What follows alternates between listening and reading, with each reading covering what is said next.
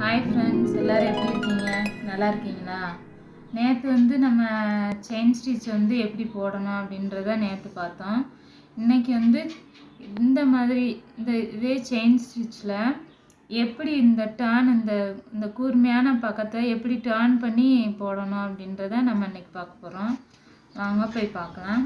பாருங்கள், normal chain stitch மாதிரி தான். இந்த மாதிரி போட்டுட்டு இப்படி போட்டுட்டு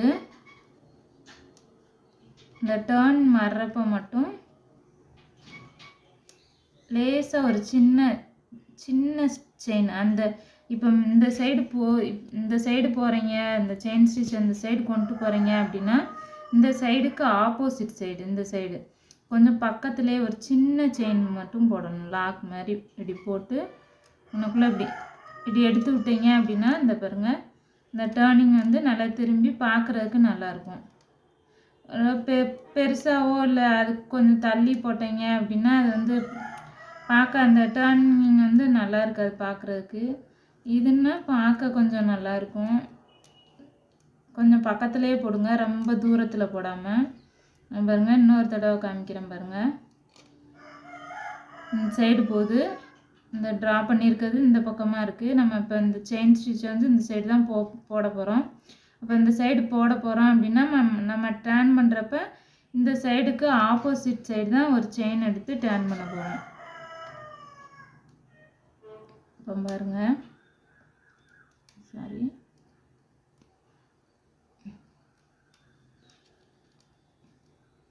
இந்த பாருங்கள்,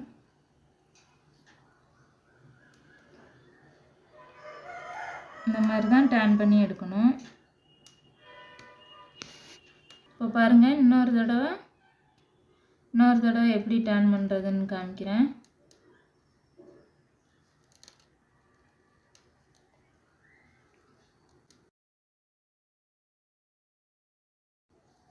இது எடுத்து ஆப்போசிட் சைடில் எடுத்து இந்த மாதிரி, அப்புறம் நார்மலாக எப்பயும் செயின் ஸ்டிச் போடுற மாதிரி ஸ்ட்ரைட்டாக போட்டுகிட்டே போகலாம்.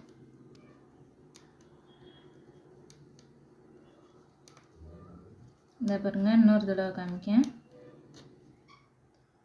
ஆப்போசிட் சைடில் எடுத்து மறுபடியும் ஸ்ட்ரைட்டாக போகணும்.